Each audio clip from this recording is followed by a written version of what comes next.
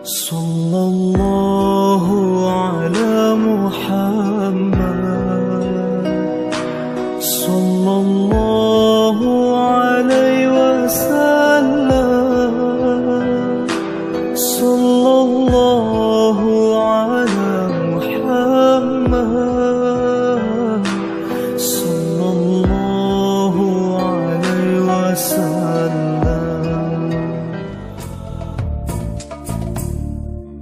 Wahai guruku yang dikasihi, engkaulah pelita diri ini, menerangi hati nurani. Moga dirimu dirahmati,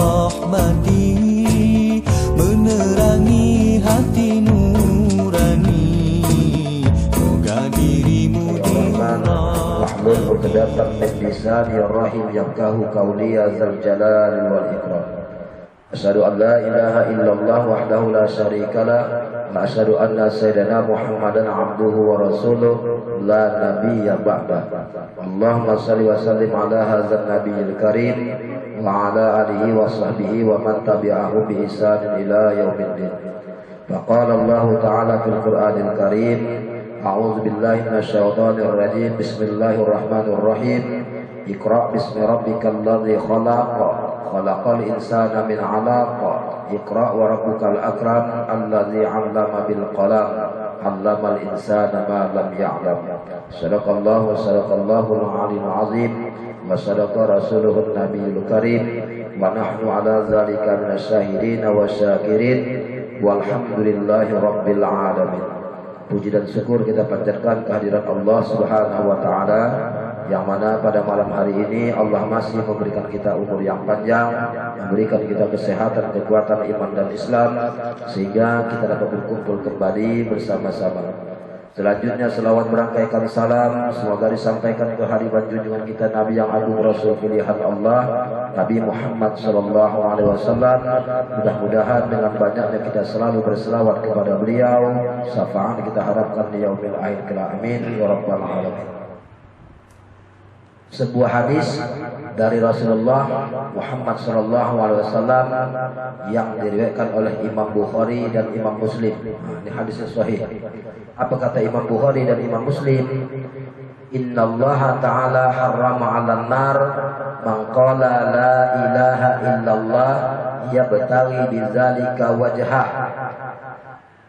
Bahwasanya Allah Ta'ala itu mengharamkan api neraka menjilat orang yang berkata la ilaha illallah yang ditujukan hanya kepada Allah semata-mata. Kata Rasulullah sallallahu alaihi wasallam bahwasanya Allah Ta'ala itu mengharamkan api neraka menjilat orang yang berkata la ilaha illallah yang ditujukan hanya kepada Allah semata-mata. Bagaimana cara menunjukkan zikir itu kepada Allah semata-mata sementara kita belum kenal kepada Allah? Kalau tidak talqin bagaimana mau kenal? Sedangkan kita talqin belum tentu kenal. Bagaimana untuk nak mendapatkan hadis ini? Kata Imam Bukhari dan Imam Muslim itu bahwasanya Allah Ta'ala itu mengharamkan api neraka menjilati orang-orang yang berkata kalimat la ilaha illallah yang ditujukan hanya kepada Allah semata-mata. Ditujukan kepada Allah, bukan kepada kita. Bagaimana cara zikirnya? Maka butuh zikirnya nafi dan isbat. Mesti ada nafinya biar betul. La ilaha nafi illallah isbat. Apa arti isbat? Ada, mengadakan. Siapa yang diadakan? Yang ditiadakan tadi la ilaha, tiada Tuhan. Arti Tuhan itu sangkutan hati. La ilaha ada, yang ada illallah. La ilaha illallah, tiada Tuhan. Yang ada Allah. Kalau sudah yang ada Allah, barulah dia angkat Allahu, baru sembahyang. Sesuai dengan Al-Quran surah Al-A'la Qad aflaha man tazakka wa zakara asma rabbih fasalla. Sesungguhnya beruntunglah orang-orang yang menyucikan diri. Yang dimaksud dengan menyucikan diri itu talqin. Lalu ia menyebut nama Tuhannya. Siapa nama Tuhannya? Allah. Lalu ia sembah. Yang disebutnya diingat dulu Allah itu baru dia sembahyang. Berarti zikir dulu baru sembah. Iqra bismi rabbikal ladzi khalaq. Bacalah dengan menyebut nama Tuhanmu. Setelah Iqra ini baru Nabi Muhammad Isra. Bukan Isra dan Mi'raj dulu baru Iqra. Nah, berbeda dengan Said al-Malaikat Azazil. Azazil tidak mendapatkan baiat. Nabi Muhammad ditalqinkan oleh Malaikat Jibril, Iqra bismi rabbikal ladzi khalaq. Itulah kelebihan Nabi Muhammad SAW, sehingga dia berjumpa dan bertemu dengan Allah pada malam 27 Rajab, waktu perjalanan Isra dan Mi'raj. Nah, itu kelebihan Nabi Muhammad. Sedangkan Said al-Malaikat Azazil 18.000 tahun dia bersuluk, berhalwat, tapi dia tidak bisa menerima hal seperti ini. Itu kelebihan baginda Rasulullah Muhammad SAW. Jadi kalau sudah la ilaha illallah, tiada Tuhan yang ada Allah, barulah aqimis salatu zikri. Dirikan salat untuk mengingat aku. Allahu Akbar. Angkat takbiratul ihram ini rukun apa tuh? Qauli, fi'li, apa qalbi? Qauli. Awas. Takbiratul ihram itu faedahnya apa? Untuk menjadikan pandanganku di rumah akhirat. Karena mengambil akhirat itu adalah di dunia. Allahu Akbar. Karena sudah la ilaha, tak ada lagi yang ada Allah. Maka kita tuju Allah, bukan kita menuju surga, enggak. Orang thariqah bukan menuju surga, dia menuju kepada yang menjadikan surga. Karena dia tahu bahwasanya surga itu adalah muhadas, surga itu adalah makhluk, maka dia tuju yang mempunyai yang menjadikan surga itu. Ilahi anta maksudi, ya Allah hanya Engkau yang aku maksud. Wa ridhaka maghlubi ridhamu, aku cari Allah. Maka ridha adalah tingkat yang paling tertinggi. Sembahyang di bawah, zakat di bawah, haji di bawah, sedekah di bawah, zikir di bawah, yang lain-lain di bawah. Apa yang paling tertinggi? Ridha Allah. Itu paling tertinggi. Nabi Allah Ayub anaknya 12 mati. Hewan ternaknya habis bermatian, sawah ladangnya hancur kering. Dia diberikan oleh Allah penyakit yang tak ada sembuhnya. Tapi dia ridha menerima ketentuan Allah. Apa doa dia? Ya Allah, kalaulah penyakitku ini menghalangi aku untuk beribadah kepada Engkau, maka sembuhkanlah, kata Nabi Allah Ayub. Bayangkan, orang yang kaya raya, Nabi Allah Ayub sangat kaya. Tapi tetap juga dia menyembah Allah. Sehingga datang iblis. Ayub, apalagi kau sembah Tuhanmu itu Ayub? Anak kau sudah mati, 12 orang diambilnya, kau sembah juga lagi. Apa jawaban Nabi Allah Ayub? Setidaknya aku sudah mempunyai anak. Disembah lagi Tuhannya. Apa kata iblis? Datang iblis lagi. Apa kau sembah Tuhanmu? Harta kekayaanmu sudah punah. Apa jawaban Nabi Allah Ayub? Setidaknya aku pernah menjadi orang kaya. Nah, jadi kalau sudah la ilaha illallah, sudah tak ada Tuhan yang ada Allah, maka kau esahkan Allah, kau angkat takbiratul ihram. Allahu Akbar.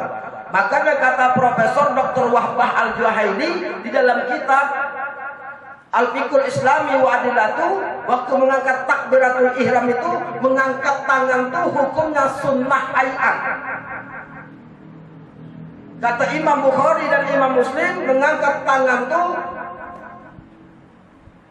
ibu jari ini di bawah kuping. Begitu kata Imam Bukhari dan Imam Muslim. Sahih.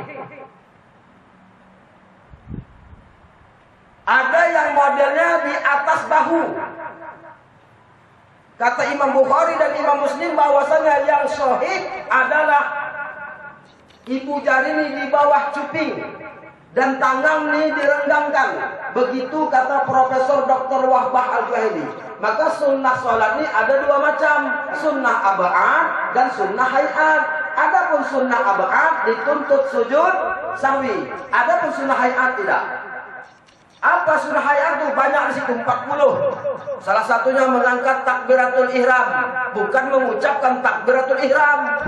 Mengucapkan Allahu Akbar, mengucapkan takbiratul ihram itu hukumnya wajib. Adapun mengangkat tangan ini hukumnya sunnah hayat. Jadi kalau sudah tak ada lain, yang ada Allah, maka dia berdiri. Maka dia berdiri dengan sendirinya. Yang bersifat qiyamuhu ta'ala binafsi. Berdiri Allah itu dengan sendirinya. Barulah dia Allahu Akbar. Ini kita bahas masalah rukun qauli dulu.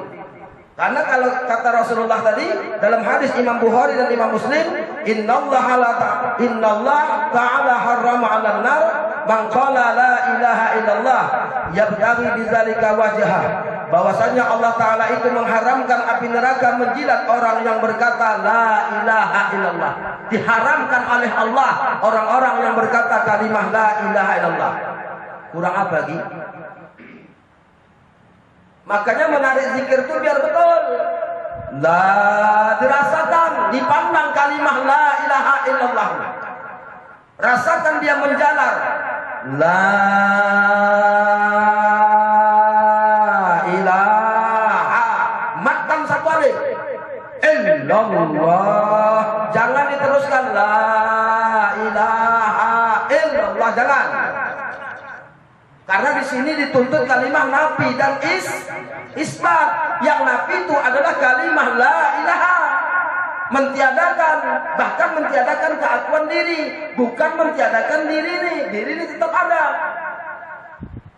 Karena diri ini adalah menjadi af'al Allah. Tak mungkin ditiadakan, mesti diadakan. Kalau tidak ada yang zahir, bagaimana ada yang batin? Yang dibuang itu mestinya bukan diri. Yang dibuang itu keakuan diri. Kalau tidak ada aku, itu dibuang. Maka membuangnya adalah kalimah la ilaha. Mengisbatkan kalimah illallah. Maka kata Imam Bukhari dan Imam Muslim, hadisnya sahih, bahwasanya Allah Ta'ala akan mengharamkan api neraka menjilat orang yang berkata la ilaha illallah.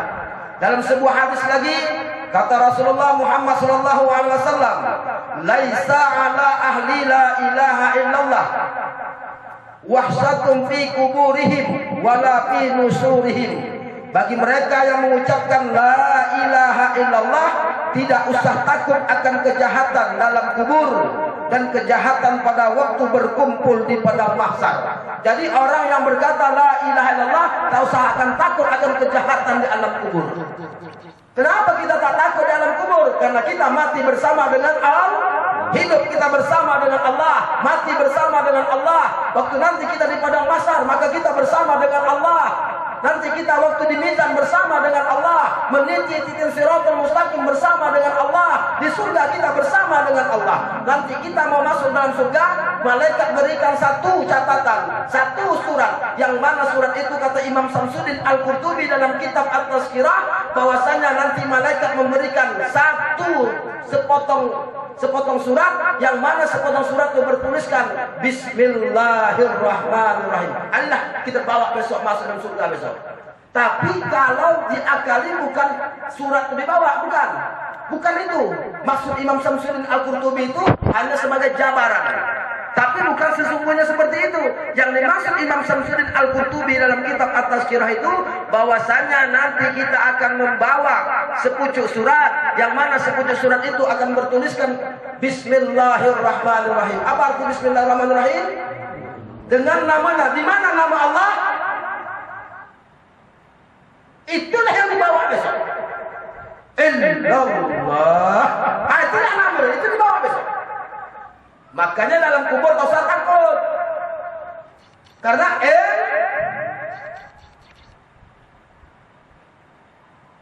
kalau sudah tidak ada Tuhan, yang ada Allah, maka dirikanlah sembahyang Allahu Akbar.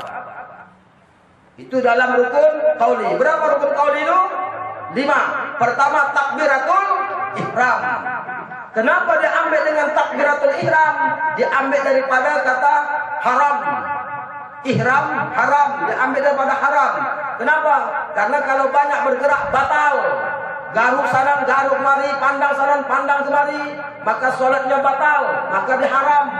Takbiratul ihram. Yang kedua, membaca suratul Fatihah. Membaca Fatihah itu faedahnya yaitu untuk menjadikan makanan dan pakaian di akhirat. Itu tujuan Fatihah. Makanya kalau Fatihah ini wajib belajar. Cari kori-kori, telaahkan Fatihah kita. Jangan yang ada tuh kita banggakan, sementara yang ada tuh salah. Jangan malu kita untuk bertanya, walaupun dia anak-anak, tanyakan macam mana Fatihah itu. Di dalam ilmu ketuhanan, nih orangnya. Di dalam ilmu fikih, nih orangnya. Di dalam usuluddin, nih orangnya. Di dalam bacaan Fatihah, cari ahlinya. Fas'alu ahdzikri in kuntum ta'lamun, tanyakan kepada ahli ilmu jika engkau tidak ketahui. Yang ketiga, tahiyat. Ya, tahiyat. Faedahnya yaitu untuk menjadikan jawaban di liang kubur waktu di akhirat. Itu perlunya tahiyat. At-tahiyyatul mubarakatus shalawatut thayyibatu lillah. Assalamu alayka ayuhan nabiyyu rahmatullahi wa barakatuh. Assalamu alayna wa ala ibadillahi shalihin. Kata Imam Syafi'i, asyhadu an la ilaha illallah wa asyhadu anna Muhammadar Rasulullah. Sampai innaka hamidum majid, tak ada turun-turun lagi. Inilah mazhab Muhammad Idris Asy-Syafi'i. Jadi ikutilah yang ini. Tak usah kita berlagak-lagak seperti mazhab Imam Malik. Kalau memang kita bermazhab Imam Maliki, tak ada masalah. Tapi mayoritas Indonesia bermazhabkan Imam Asy-Syafi'i. At-tahiyyatul, bukan at-tahiyatul. At-tahiyyatul mubarakatus shalawatut thayyibatu lillah. Sunnah memandang waktu kita bertahiyat. At-tahiyyatul, karena ini akan jawaban nanti kita di alam kubur. Apa yang dijawab nanti? Asyhadu an la ilaha wa asyhadu anna Muhammad Rasulullah. Yang tanya malaikat mungkar nanti, man rabbuka, siapa nama Tuhanmu? Asyhadu an la ilaha, siapa nabimu? Wa asyhadu an, tak bisa kita reka. Itulah perlunya sembahyang untuk menjawab pertanyaan kita nanti di alam kubur. Makanya kata Imam Syamsuddin Al-Qurtubi dalam kitab At-Tazkirah, bahwasanya nanti malaikat mungkar dan nakir waktu menanya si mayit dalam kubur, maka berkatalah salat, enyahlah engkau dari sini, kata salat. Kenapa? Karena salat itu dia berilmu. Makanya kata Imam Al-Ghazali, tidurnya orang alim paling ditakuti oleh setan, dan setan paling senang dengan orang yang beribadah tapi tanpa berilmu. Nih bapak-bapak hadirin wal hadirat,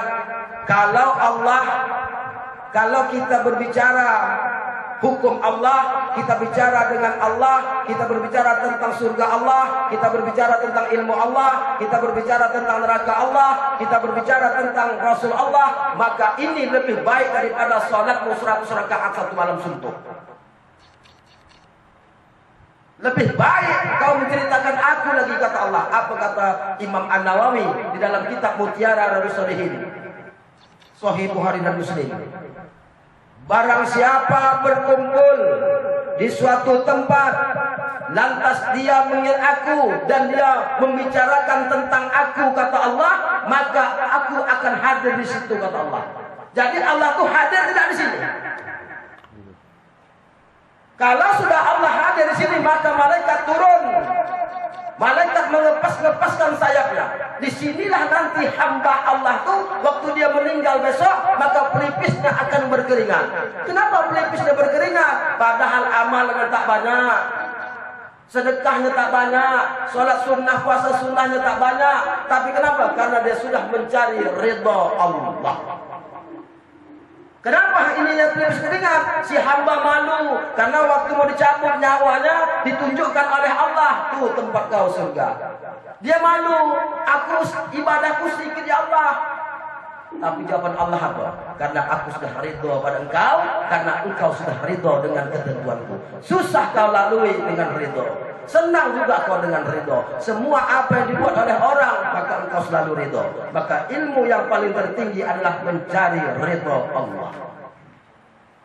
Tadi yang pertama takbiratul ihram, yang kedua membaca Fatihah, yang ketiga tahiyat. Tahiyat tadi adalah jawaban nanti kita di alam kubur. Habis itu apa? Rukun qauli tadi, takbiratul ihram, Fatihah, dan akhir apa yang keempat? Selawat. Apa arti selawat? Selawat itu faedahnya yaitu untuk menghilangkan api neraka di akhirat. Itu kehebatan selawat. Allahumma sholli ala Sayyidina Muhammad. Kalaulah sholat ini tak ada selawat dalam sembahyang ini, mungkin sembahyang kita tak terima oleh Allah. Kenapa? Fawailul lil musallin alladzina hum an salatihim. Berselawat kepada Nabi. Ya ayyuhalladzina amanu sallu alaihi wa sallimu taslima. Maka berselawatlah kalian untuknya. Maka beruntung kita malam Rabu dengan malam Jumat, malam Selasa kita berselawat. Apalagi ini bulan Syaban. Rajab adalah bulanku kata Allah, Syaban adalah bulanku kata Rasulullah, Ramadan adalah bulan umatku kata Rasulullah. Kenapa dibilangkan Ramadan umat Nabi Muhammad? Karena Allah menjamu umat Nabi Muhammad SAW. Yang terakhir, yang kelima memberi salam. Salam itu adalah untuk membuka pintu surga. Kenapa salam itu membuka pintu surga? Ketika hamba mengucapkan Assalamualaikum warahmatullah, maka Allah membalas, maka Allah menjawab. Buka Quran surah Yasin ayat 58. Ketika hamba mengucapkan Assalamualaikum warahmatullah, apa kata Allah? Salamun qaulam mir rabbir rahim. Allah mengucapkan salam kepada penduduk surga. Berarti di mana mencari surga tuh? Di dunia. Dah, cukuplah jam 10. Itu aja dulu ya. 5 pokok masalah rukun qauli. Nanti kita kupas tentang masalah fi'li, perbuatan. Tetap panjang-panjang. Itu yang direkam, di-share, kasih. Yang mana kawan-kawan mau kasih. Kaji ini tak salah. Kalaupun ada nanti yang kurang kena, bukan kajian salah, tapi dia yang belum kena sampai ke situ. Barakallahu li wa lakum. Wassalamualaikum warahmatullahi wabarakatuh. Sallallahu ala Muhammad. Sallallahu alaihi wasallam. Sallallahu ala Muhammad. Sallallahu alaihi wasallam. Sallallahu ala Muhammad. Sallallahu alaihi wasallam. Sallallahu ala Muhammad. Sallallahu alaihi wasallam. A'udzu billahi minasyaitonir rajim. Assalamu ala asyrafil anbiya'i wal mursalin sayyidina wa maulana Muhammadin wa ala alihi wa sahbihi rasulillahi ajma'in. Allahumma shalli ala sayyidina Muhammadin salatan tunjina biha min jami'il ahwali wal afat wa taqdi lana jami'al hajat wa tutahhiruna biha min jami'i syai'at wa tarfa'una biha 'indaka 'ala darajat wa tuballighuna biha asal ghayati min jami'il khairati fil hayati wa ba'da الممات إنك يا مولانا سميع قريب مجيب الدعوات آمين يا الله يا الله يا قاضي الحاجات. اللهم اغفر لنا ذنوبنا ولوالدينا وارحمهما كما ربيانا صغيرا. اللهم اغفر لنا ذنوبنا ولوالدينا وارحمهما كما ربيانا صغيرا. Ya Allah, ya Tuhan kami, ampunkanlah dosa-dosa kami ya Allah. Ampunkanlah dosa kedua orang tua kami ya Allah. Sayangilah mereka sebagaimana mereka menyayangi kami di waktu kecil ya Allah. Allahumma ya qadiyal hajat, sampaikan segala hajat kami ya Allah. Allahumma ya kabiyal muhimmat, sampaikan segala maksud kami ya Allah. Allahumma rabbal hilli wal haram wa rabbal mas'aril haram wa rabbal baitil haram wa barrukni wal maqam ablighana li sayyidina Muhammadin minas salam rabbana atina fid dunya hasanah wa fil akhirati hasanah wa qina adzabannar wa adkhilnal jannata ma'al abrar ya aziz ya ghaffar ya rabbal alamin subhana rabbika rabbil izzati amma yasifun wassalamun alal mursalin walhamdulillahi rabbil alamin. Allahumma shalli ala sayyidina Muhammad Allahumma shalli ala sayyidina wa nabiyyina wa habibina wa syafi'ina wa zuhrina wa maulana Muhammad. Sallallahu ala Muhammad Sallallahu alaihi wasallam.